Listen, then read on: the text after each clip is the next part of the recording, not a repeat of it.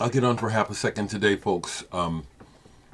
Saying hello, Wednesday the 18th. I want to let Michael Dawson know I got this. My initial impression is that you succeeded at your goal. Sorry about the light. I'm not going to be here long, but I'll talk about it after I really get a chance to absorb it. I wanted to acknowledge that Ricky Gardner is someone that I want to acknowledge who just passed away.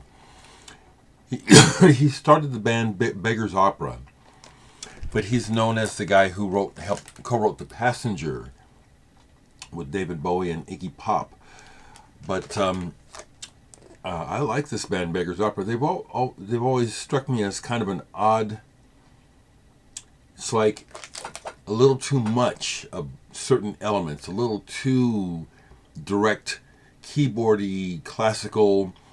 The singer's voice was a bit much, hard to take seriously for me. But then the overall trajectory of the band I liked a lot. That's their first album. I only have 3 of their albums. My favorite is this one, though. And this is the one I first got by them years ago, Waters of Change. This is my favorite. There's an instrumental interlude on here. Interestingly enough, that's my favorite part. It's not the actual songs, but that instrumental interlude. But it's a good album, and I like the overall ambience of this band, and this album in particular. It kind of just takes me to a place inside. And then this one, which is the most collectible one I have because it's a vertical swirl, Pathfinder. And this also includes the poster.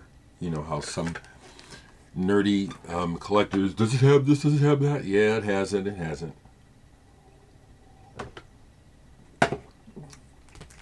So I wanted to acknowledge his passing.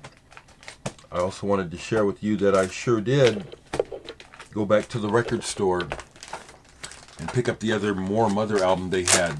Got in. Finally, this is the first time I've seen Moor Mother vinyl anywhere. And like I said, most of them here in Omaha. So finally it shows up in Omaha. So I went back and I picked up Circuit City, the album she made with free jazz musicians, and it's apparently some sort of production, like a play. And Moor Mother is badass and has my vote. Okay, someone suggested someone else I listened to, and I had checked that person out before, but I went back and listened again. And again, my focus is the big picture. It's not the words. So that hasn't changed. Moor Mother, the way, especially this album, this is cutting edge, and this is what I like, and this is what I would like to push, And what she's saying is so absolutely righteous. I was catching up with her and looking at some interviews and stuff, Red Bull Academy, and I totally vibe with her where she says, this is a bunch of crap where people are calling me an activist just because I care. And I just said, yeah, it's like, what a weird world we live in where everything is like a snapshot or a sound bite, and things are so superficial that nothing means anything beyond the word that is being used at the moment, and it makes things throwaway. To call Moor Mother an activist is ridiculous. She is awake and cares and is expressing that through art. Man, it's like the world just has gone to sleep and wants to stay asleep. So Moor Mother, I knew about her for a while now, for a few years, through her videos, but finally some records. So this is who, if you want to know who, I'm not looking for somebody like Moor Mother. No offense. seriously, it just gets me going, okay? Because it's not words that draws me, it's the whole picture. And Moor Mother, that's a picture that I can really get behind. It's cutting edge, it's very sharp, it's very on point, very on point. You know, you can see my dead body at the protest, whatever she says. Man, so many things she says I resonate with and have been there, have laid my life on the line several times, fighting against racism, civil rights, and just utter madness.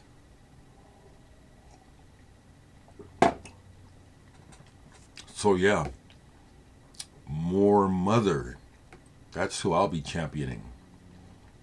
Not looking for anything like it. She's the one. She's the one.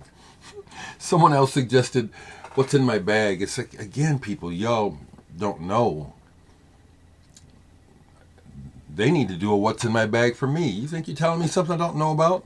Please, don't feel me. You don't know me, so you don't realize. But, you know, man, I'm a nerd. This is what I'm interested in. So, seriously, 3/4 of the time when people tell me, you ought to hear this, you ought to hear this, I'm like, yeah, beat you to it. And do I have fun with that in my mind? Yes, I do. I do. Because I am. I'm a nerd. I'm hoovering music and information about music. That's my focus. That's my number one love. It really is. What else is there to say? Not much, except I played this again last night. Someday my prince will come. And you know what? What's interesting is on side 2, see, jazz sessions were what they were. What happened is what they captured. And so on side 2, which track is it? I think it's Tio. Coltrane's solo on that never takes off. It's kind of like, well, got started, can't quite get going. He tried, he pulled a few of his, how we have a repertoire of things that we can do, and he pulled some of those things, thinking that might get him going. They didn't. Interesting. I noticed that last night. I said, yeah, this is a Coltrane solo that didn't happen. And that's the reality of jazz records.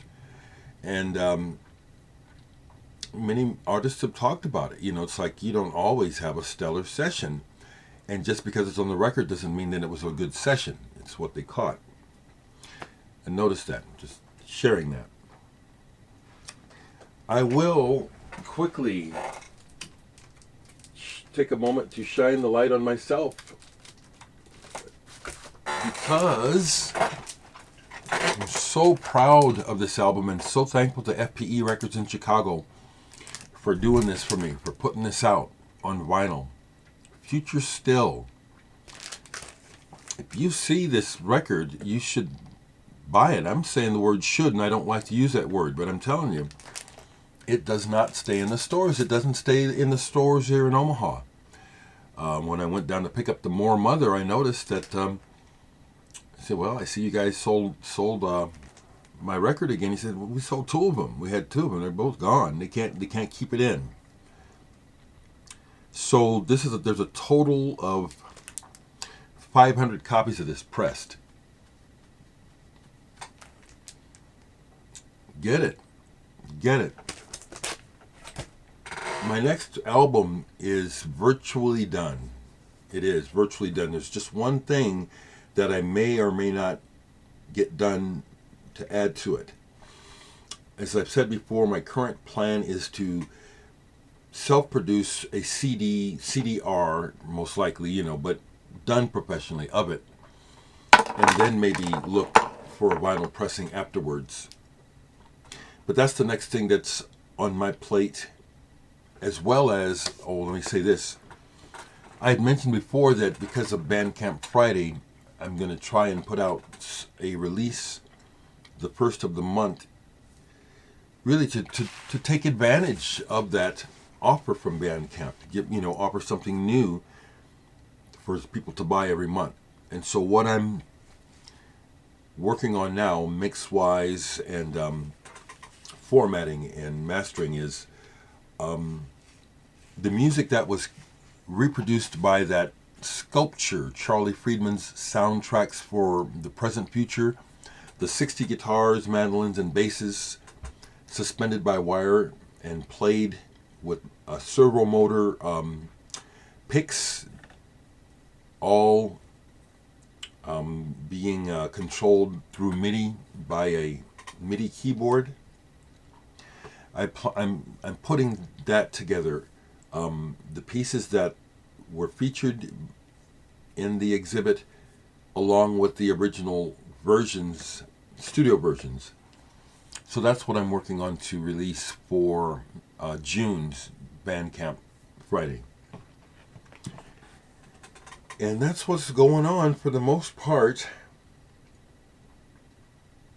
For the most part. I just want to just say peace be with you. You know how they say? Peace be with you. And please, do us all a favor. Confront racism. Confront sexism. And I don't mean in a superficial way, because it's like people don't get deep. Get deep, people. Search your own souls. Find out what you're really about. And if you've got love in your heart, then let's start pumping that out. Especially when it comes to breaking down these stupid fucking divisions that have been constructed for very selfish purposes. And it just is a shame that more people aren't aware and alert enough to see it, and just keep like living like they're oblivious to it. And it's just got us in a ruinous state, doesn't it? It does. So confront racism. It's insane. There is no practical purpose for racism in this modern world. There's no practical purpose for it. So don't be cool with it when you hear people talking like jerks. We need to pull it together. We all need each other to do that. Come on, y'all. I'll talk to you.